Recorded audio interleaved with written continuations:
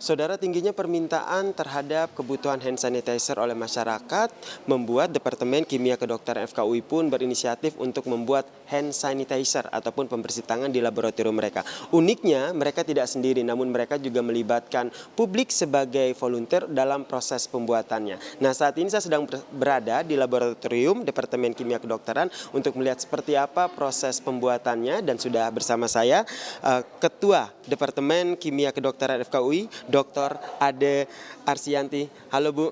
Ya, halo. Ibu, apa yang mendasari akhirnya Departemen Kimia Kedokteran FKUI ini berinisiatif untuk membuat hand sanitizer ini? Ya, karena kebutuhan hand sanitizer ini cukup tinggi dengan adanya penyebaran COVID-19 ini ya.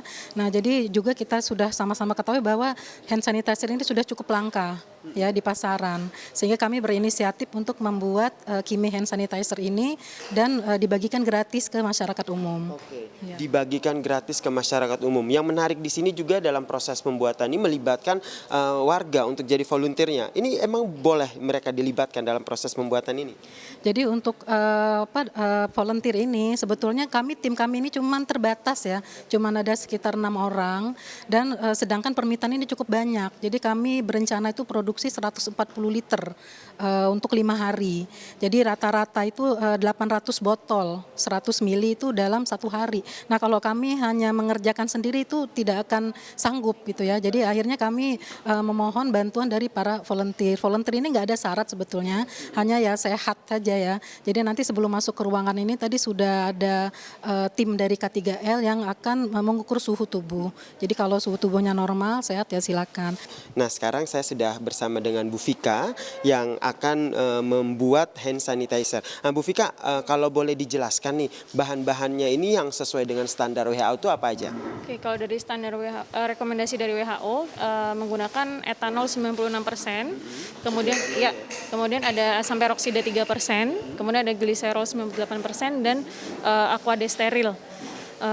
Kemudian kami juga menambahkan untuk aromanya kami menambahkan parfum.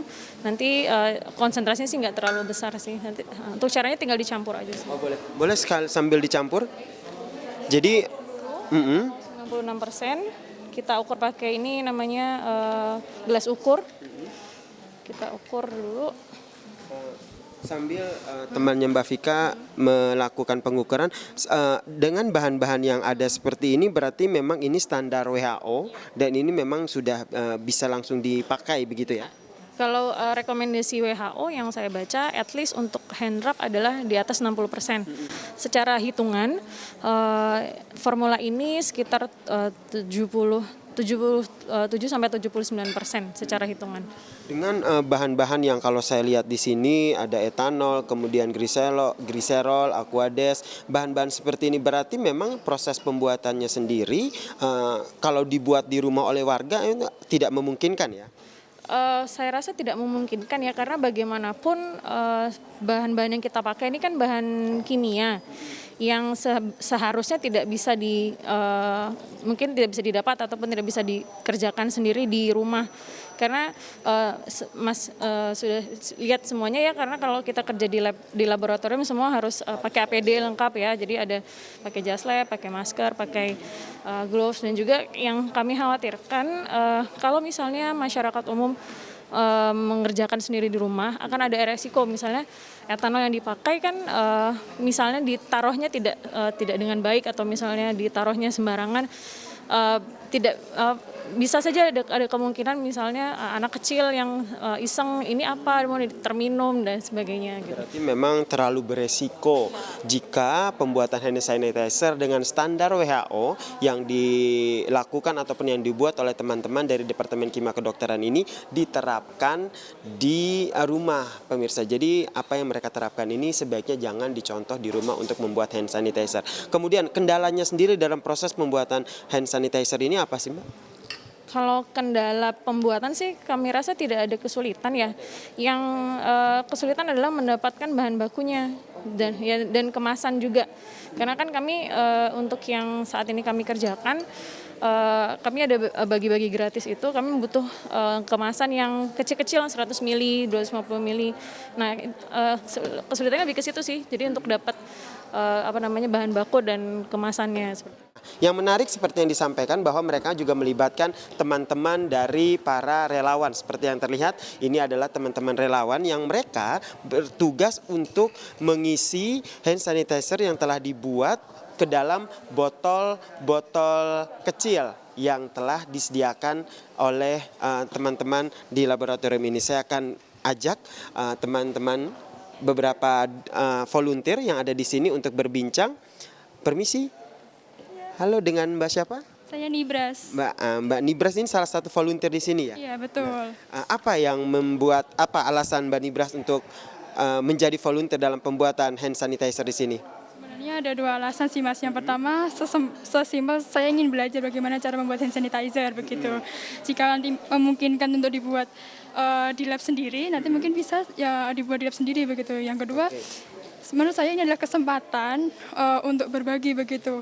Ketika tidak semua orang bisa mengakses lab untuk membuat ini, kita bisa memfasilitasi untuk disebar ke teman-teman yang membutuhkan begitu. Oke. Nah, jadi tugas dari para volunteer ini adalah mereka mengisi hand sanitizer yang memang sudah dibuat ini ke dalam botol-botol kecil seperti yang tengah dipraktekkan. Nah, kemudian nanti dikemas, ditutup ya. Ditutup seperti ini. Nah, untuk siap dibagikan atau didistribusikan kepada publik seperti ini. Saya pinjam ya. Nah, ini dia saudara hand sanitizer yang dibuat oleh teman-teman dari Departemen Kimia Kedokteran. Dan seperti yang tadi dijelaskan, informasi yang saya dapatkan, satu hari ini produksi hand sanitizer mereka adalah sekitar 800 botol. Sehingga proses produksi ini sangat membutuhkan bantuan dari teman-teman volunteer. Namun memang keterlibatan dari teman-teman volunteer ini pun juga dibatasi, setiap hari hanya 10 orang untuk mencegah terjadinya crowd begitu di dalam laboratorium, sehingga proses produksinya juga berjalan lancar. Dan tadi seperti yang disampaikan oleh Mbak Vika selaku pembuat hand sanitizer, bahwa mereka juga menerima bantuan dari warga yang ingin mengirimkan bahan baku pembuatan hand sanitizer, sehingga mereka bisa langsung mengolah hand sanitizer seperti ini untuk siap dibagikan kepada warga yang membutuhkan.